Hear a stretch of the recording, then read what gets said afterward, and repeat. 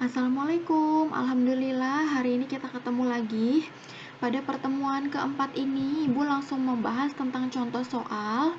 Ya, di sini yang pertama ada contoh soal kontinuitas. Nanti kalian bisa lihat di buku PR halaman 148. Di sini soal yang pertama adalah gambar botol. Ya, jadi botol ini dia punya dua jenis luas penampang. Ini luas penampang yang pertama atau luas penampang yang besar. Ini luas penampang kedua atau luas penampang yang kecil. Nah, dalam soal diberitahukan bahwa jika diameter penampang pipa besar 2 kali diameter penampang pipa kecil, maka di sini pipa besar itu kan tadi berarti yang pertama ya, berarti di sini D1. D1 sama dengan 2 kalinya pipa kecil. Pipa kecil tadi D2, berarti 2 dikali D2. Nah, berarti nilai D2 itu berapa? Kalau D1-nya sama dengan 2 kali D2, berarti D2-nya nilainya D2 tetap. Jadi, kalau D1 2 kali D2, nilai D2 adalah D2. Kenapa? Karena di soal nggak diketahui. Ya, nggak diketahui, nggak ada angka. Ingat, kalau tidak diketahui, kita tetap tulis. Tulis apa adanya. Nggak usah diubah-ubah. Nah, kemudian di sini lihat ada V1, kecepatan aliran di pipa yang besar 5 meter per sekon. Berarti yang ditanya adalah V2. Nah, kita pakai rumus yang ini nih. Kontinuitas A1 V1 sama dengan A2 V2. A ini kan luas penampang. Dia diketahui nggak? Nggak diketahui kan? Berarti ini kita urai. Luas penampang itu karena di sini penampangnya bentuknya lingkaran, maka kita pakainya rumus 1/4 pi d kuadrat. Bu, kenapa pakainya 1/4 pi d kuadrat? Karena di sini di soal yang diketahui adalah diameter. Kalau di soal yang diketahui adalah jari-jari atau R, berarti pakainya pi r kuadrat. Kalau yang diketahui diameter, berarti 1/4 pi d kuadrat. Karena ini milik penampang 1, maka D-nya kita kasih angka 1. Terus masih ada V1, turunin di sini. Ini juga sama, berarti 1/4 pi D2 kuadrat dikali V2. Nah, ini kan ruas kiri, ini ruas kanan. Ruas kiri sama ruas kanan, kalau ada yang sama, itu kita coret. 1/4 di sebelah sini coret, di sini coret. Pi di sebelah kiri coret dengan pi di sebelah kanan, berarti tinggal D1 kuadrat dikali V1.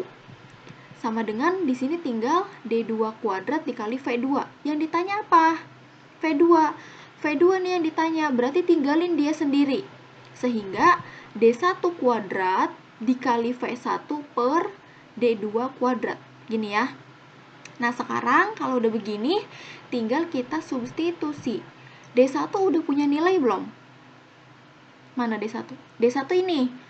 Nilainya adalah 2D kuadrat. Berarti kita tulis di sini D1 kuadrat adalah 2D kuadrat. Ini baru nilai D1. Di sini ada kuadrat, kita kuadratkan di sini. V1 nilainya adalah 5.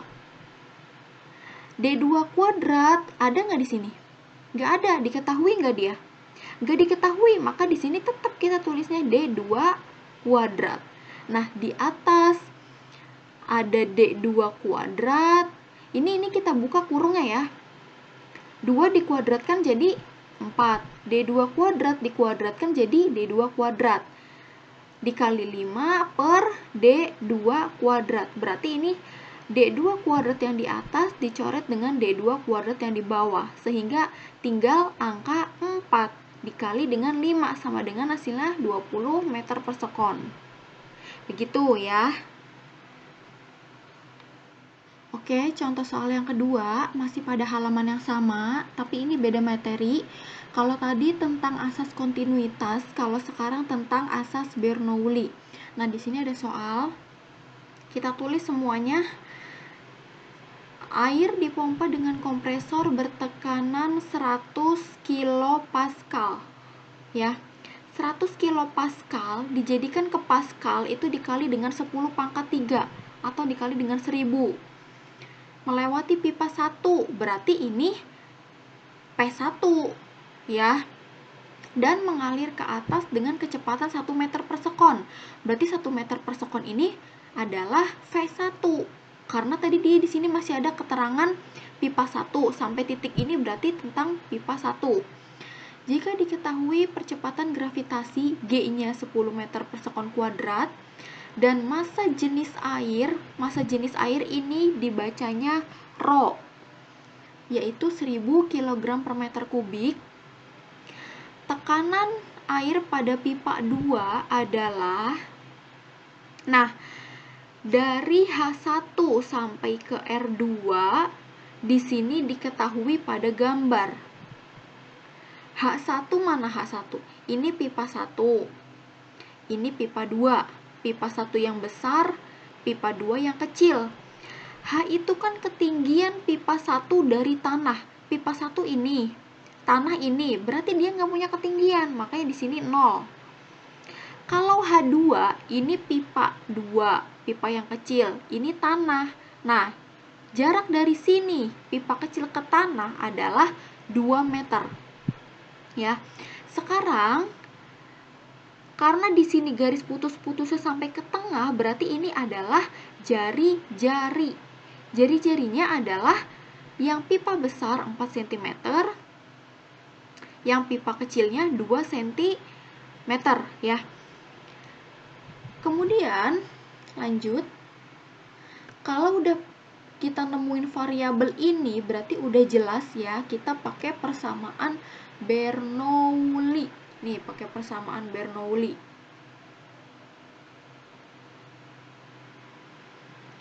Ini persamaan Bernoulli-nya. Tapi di sini kita cek dulu semuanya udah diketahui atau belum. P1 udah diketahui. Rho udah diketahui. G udah diketahui. H1 udah. Rho-nya juga udah. V1 udah. P2 yang ditanya. Rho udah. G udah diketahui. H2 udah diketahui. Rho juga udah diketahui. V2 udah diketahui apa belum? Kita cek. Nggak ada V2 kan? Cuma ada V1. Nih, berarti V2 belum diketahui. Berarti dari persamaan Bernoulli ini, yang belum diketahui ada 2. P2 dan V2. Dalam rumus itu nggak boleh lebih dari 1 yang tidak diketahui. Berarti rumus itu nggak bisa dipakai. Ya, jadi maksimal harus 1 saja yang tidak diketahui. Berarti kita cari dulu nih nilai V2. Tadi di contoh soal pertama kita menghitung persamaan kontinuitas. Berarti untuk mencari V2 kita bisa pakai prinsip kontinuitas. A1V1 sama dengan A2V2. Luas penampangnya diketahui nggak? Enggak. Ya, berarti ini kita jabarin lagi. Yang diketahui diameter apa jari-jari? Jari-jari, berarti rumusnya adalah PR kuadrat dikali V1. Ini juga sama, PR kuadrat dikali V. Oke, sekarang kita substitusi. Sebelum disubstitusi, Ibu lupa tadi di sini kalau ada yang sama ruas kiri dengan ruas kanan, maka kita coret. Yang mana yang sama? Pi kan sama, berarti coret. Berarti tinggal R1 kuadrat kali V1 sama dengan R2 kuadrat dikali V2. Ya, R1 nilainya 4. Berarti kita kuadratkan 4 kuadrat. Ini sebaiknya kita jadikan dulu ke meter ya. V1 nilainya 1.